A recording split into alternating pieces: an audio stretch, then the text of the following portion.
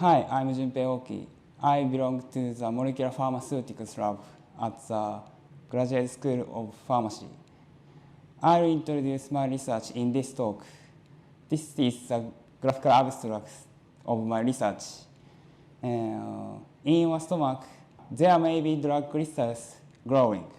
Research drug candidates tend to be poorly soluble in aqueous media.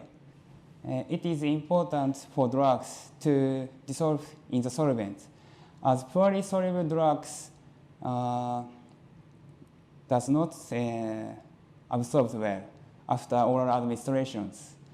The purpose of my research is to investigate the dissolution and precipitation mechanisms of drug particles in simulated gastrointestinal fluids. In other words, that is understand the state of drugs in the stomach.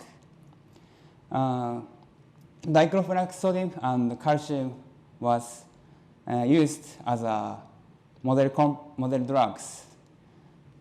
In this study, the insoluble crystals precipitated on the surface of diclofenac sodium only at pH 1.2. The insoluble crystals inhibited the dissolution of salt particles.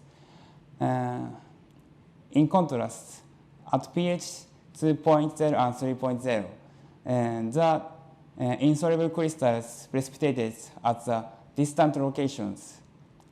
This pH range simulated the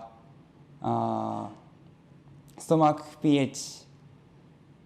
However, insoluble crystals precipitated on the surface of diclofenac calcium at each pH values. So precipitation mechanisms was different from between diclofenac sodium and calcium.